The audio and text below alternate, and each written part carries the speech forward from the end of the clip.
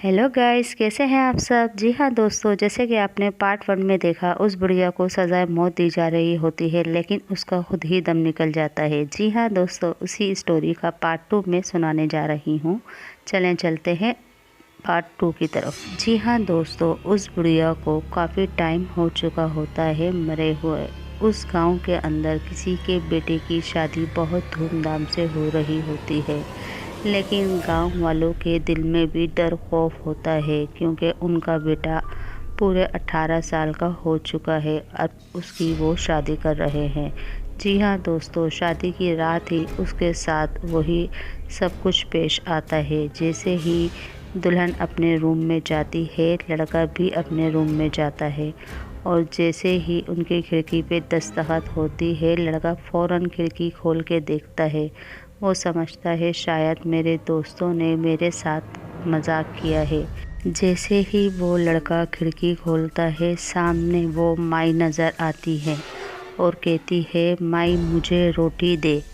लड़का देख के बहुत घबराता है और कहता है कि इस वक्त इस टाइम इस तरह की बुढ़िया खाना मांग रही है।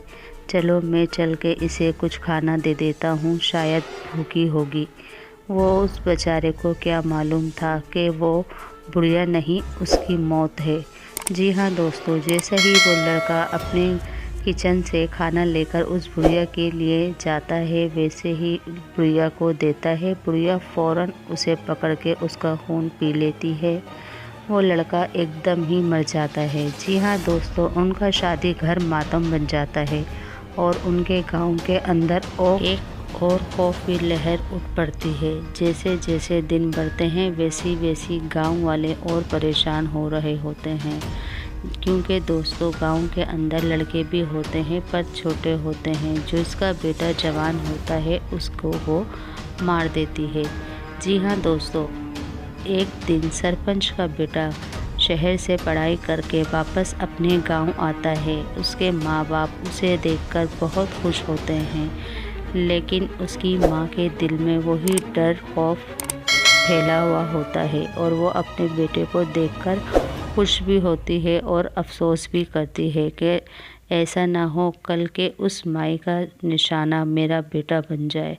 जी हाँ दोस्तों, कुछ ही दिन गुजर जाने के बाद उसका बेटा सो रहा होता है और उसकी खिड़की पे दस्तखत होती है, तो लड़का फ़ौरन जाके खिड़की खोलता है और देखता है वहाँ वो बूढ़ी औरत खड़े होती है और वही अल्फाज कह रही होती है कि माई मुझे रोटी दे। जैसे ही वो लड़का देखता है और कहता है कि माँ, अम्मा आप इस वक्त खाना मांग रही हो, आपने टाइम देखा है। इसकी आवाज़ सुनकर उसकी माँ भी उठ जाती है, और जैसे ही उसे खिड़की की तरफ पाती है, तो फ़ौरन अपने बेटे के पास जाते ही वो खिड़की बंद कर देती है और कहती है कि बेटा, अगर दोबारा खिड़की बजे तो तुम ये खिड़की मत खोलना। तो उसका बेटा अपनी माँ से कहता है, अम्मा वो माई शायद भूखी थी और वो खाना मांग रही थी, इसीलिए मैं चाह रहा हूँ उसे कुछ खाना दे दूँ, वो बहुत भूखी दिखाई दे रही है। जी हाँ दोस्तों, उसकी माँ कहती है, बेटा तुम परेशान मत हो, ये इस तरह की वाक़यात गांव में होते रहते हैं, पर अब तुम जाके सो जाओ, सुबह बात करते हैं इस बारे में। यह कहकर उसकी अम्मा और उसका बेटा अपनी अपनी जगह पे जाके सो जाता है, पर उस लड़के को नींद नहीं आ रही होती और वो लड़का सोच में गुम होता है कि आखिर अम्मा ने उस ज़ईफ़ औरत को खाना क्यों नहीं दिया। वो पता नहीं कब से भूखी होगी, मुझे उनकी मदद करना चाहिए।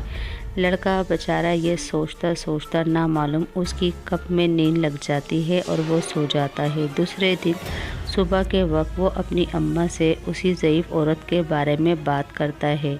उसकी अम्मा कहती है, बेटा ये बहुत सदियों पुराना वाक़या है और वो कोई औरत नहीं, वो एक प्रेत आत्मा है जो हर जवान लड़के का खून पी के उसे मार देती है, और मुझे यही डर खाया जा रहा है कि कल तुम्हारे साथ ऐसा ना हो, इसीलिए मैं चाहती हूँ तुम वापस अपने शहर चले जाओ। ये बात बोलकर उसकी अम्मा उसका ब्रीफकेस तैयार करने लग जाती है। बेटा अम्मा के पीछे जाते देख के कहता है, अम्मा मुझे आए हुए कुछ दिन हुए हैं और आप वापस जाने की बात कर रही हो। ये बात सुनकर अम्मा कहती हैं, बेटा तुम वहाँ रहोगे तो हमें भी सुकून रहेगा। तुम हमसे रोज़ फ़ोन पे बात किया करो ताकि तुम भी खुश रहो और हम भी। मैं नहीं चाहती मेरे जवान बेटे को मेरे सामने कुछ हो जाए। ये सदमा मैं बर्दाश्त नहीं कर सकती बेटा, मेरे में इतनी हिम्मत नहीं है। ये बात सुनकर उसका बेटा चुप हो जाता है और कहता है, अम्मा मैं आपको कहीं छोड़ के नहीं जा सकता, लेकिन आप इतनी ज़िद कर रही हो तो मैं 1-2 दिन के बाद यहाँ से जाऊँगा। जी हाँ दोस्तों, उसकी अम्मा उसकी बात पे राज़ी हो जाती हैं और कहती हैं, ठीक है बेटा, तुम 1-2 दिन बाद इस गांव को छोड़ के वापस अपने शहर चले जाओगे।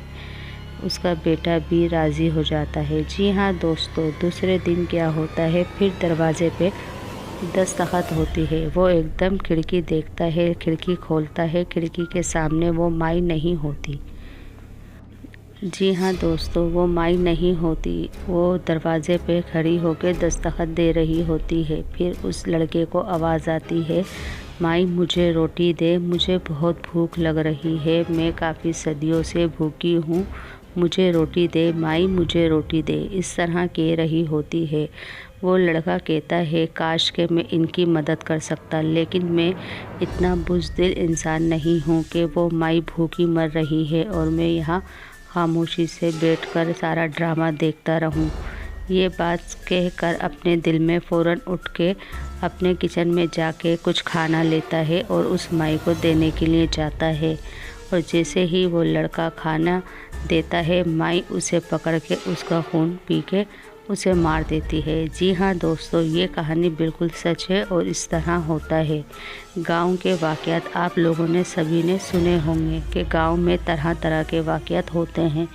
दोस्तों, अगर मेरी ये स्टोरी आपको अच्छी लगे तो प्लीज़ मुझे लाइक करें, सब्सक्राइब करें, साथ लगे बेल आइकन को क्लिक करें ताकि आने वाली हर स्टोरी आपको बआसानी मिल सके। Thank you so much.